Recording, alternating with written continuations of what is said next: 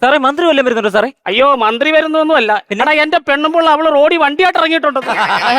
സാറിന് പെണ്ണുപിള്ളയുടെ അത്രയ്ക്ക് സ്നേഹമാണല്ലേ? സ്നേഹമൊന്നും ഉണ്ടായിട്ടല്ല, നാട്ടുകാരോട് സ്നേഹം ഉണ്ടായിട്ടാ. അവളെന്ന് വണ്ടി കൊണ്ടുപോയാലും ആരെയൊക്കെ കൊണ്ടിട്ടിടി. എന്നാ പിന്നെ സാറിന് പറഞ്ഞുകൂടെ മേഡത്തോട് റോഡിൽ ഇറങ്ങണ്ടെന്ന്? എടാ അവളോടത് പറയാൻ പറ്റത്തില്ല. അതിനാ ഞാൻ ഒന്ന് പറഞ്ഞാൽ അവള് രണ്ട് പറയും. സാർ എന്നാ രണ്ട് പറയണം. ഞാൻ രണ്ട് പറഞ്ഞാൽ അവള് രണ്ട് പറയും. എന്നാ സാർ 4 പറ. എടാ ഞാൻ 4 പറഞ്ഞാൽ അവള് രണ്ട് പറയും. എന്നാ സാറേ? അവിടെ ലക്കി നമ്പർ 2 ആണെന്ന്.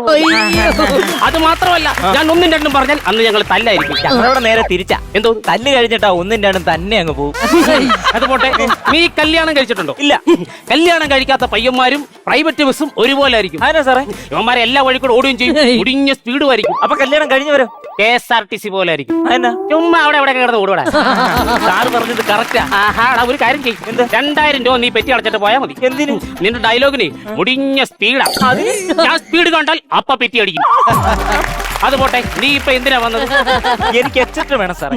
എടാ അതിപ്പൊ ഞാൻ നിനക്ക് തന്നു കഴിഞ്ഞാൽ ഞാൻ എന്ത് വെച്ച് പാട്ട് കേൾക്കും? സാറേ ഹെഡ്സെറ്റ് അല്ല, എച്ച് വേണമെന്ന്. എടാ അത് ഗ്രൗണ്ടിലല്ലേ? അപ്പൊ ABCDക്കകത്തില്ലേ? ഉണ്ടായിരുന്നടാ, ഉണ്ട്. അത് പിണങ്ങി ഗ്രൗണ്ടിൽ പോയി കിടക്കുക.